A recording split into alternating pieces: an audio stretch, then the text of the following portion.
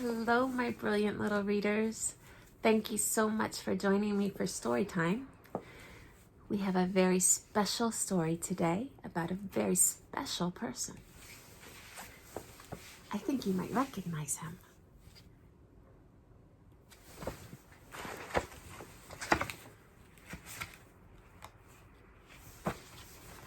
Martin's Big Words. The Life of Dr. Martin Luther King Jr. Doreen Rappaport is the author, illustrated by Brian Collier. Are you ready? Let's read.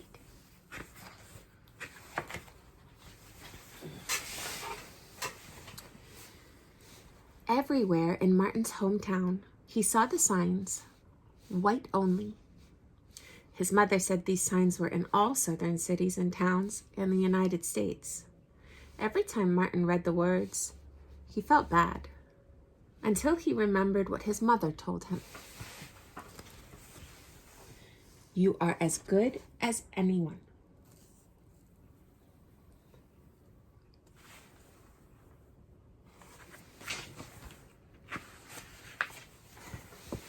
In church, Martin sang hymns. He read from the Bible. He listened to his father preach. These words made him feel good. When I grow up, I'm going to get big words too.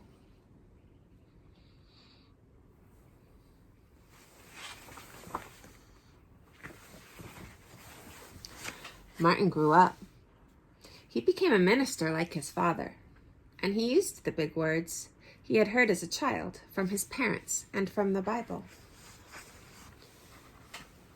Everyone can be great.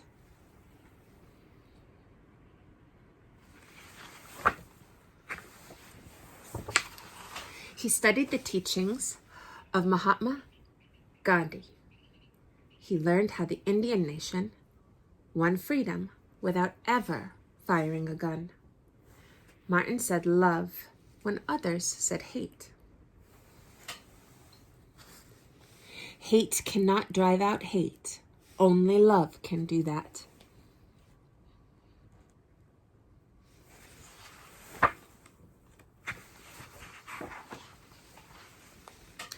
He said together when others said separate. He said peace when others said war. Sooner or later, all the people of the world will have to discover a way to live together.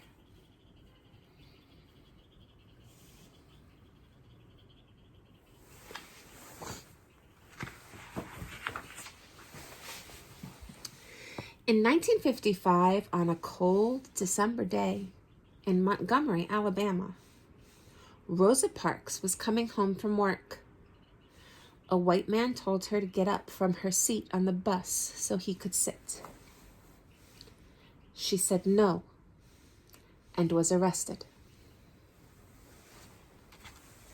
Montgomery's black citizens learned of the arrest. It made them angry. They decided not to ride the buses until they could sit anywhere they wanted.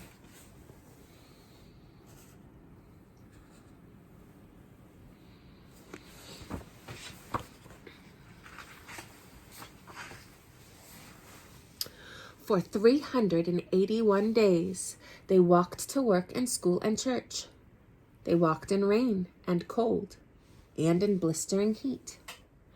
Martin walked with them and talked with them and sang with them and prayed with them until the white city leaders had to agree they could sit anywhere they wanted. When the history books are written, someone will say, there lived black people who had the courage to stand up for their rights.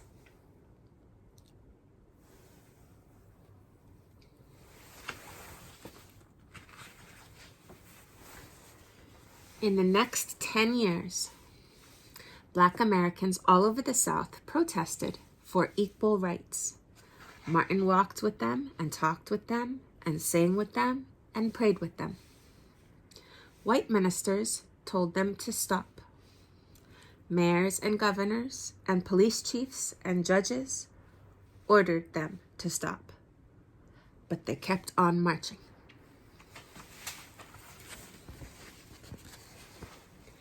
Wait. For years I have heard the word wait. We have waited more than 340 years for our rights.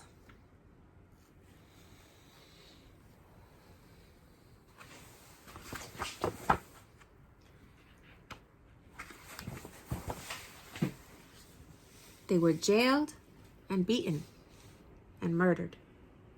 But they kept on marching. Some Black Americans wanted to fight back with their fists. Martin convinced them not to by reminding them of the power of love.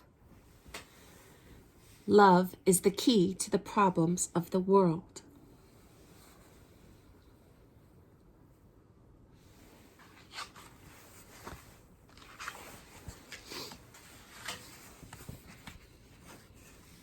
Many white Southerners hated and feared Martin's words.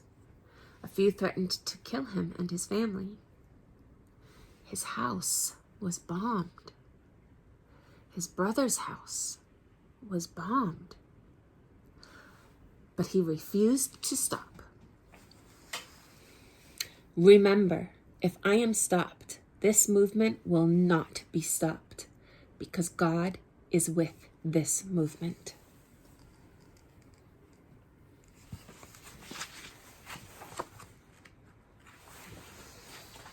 The marches continued. More and more Americans listened to Martin's words. He shared his dreams and filled them with hope. I have a dream that one day in Alabama, little black boys and little black girls will join hands with little white boys and white girls as sisters and brothers. After 10 years of protests, the lawmakers in Washington voted to end segregation. The white-only signs in the South came down.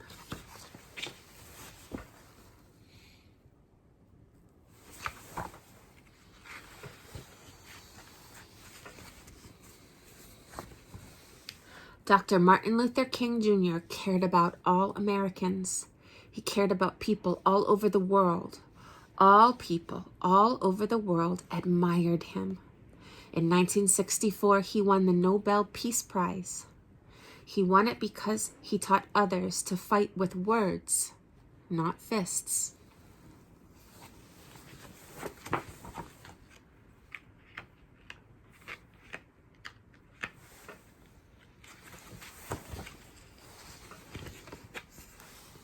Martin went wherever people needed help. In April 1968, he went to Memphis, Tennessee. He went to help garbage collectors who were on strike. He walked with them and talked with them and sang with them and prayed with them. On his second day there, he was shot. He died.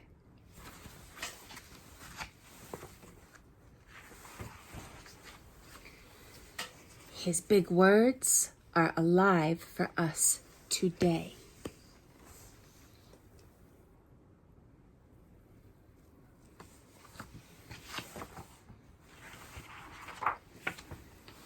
There are many important dates in Dr. Martin Luther King Jr.'s life that we need to know about. After you read this book with me, I hope you remember that you have power in your big words.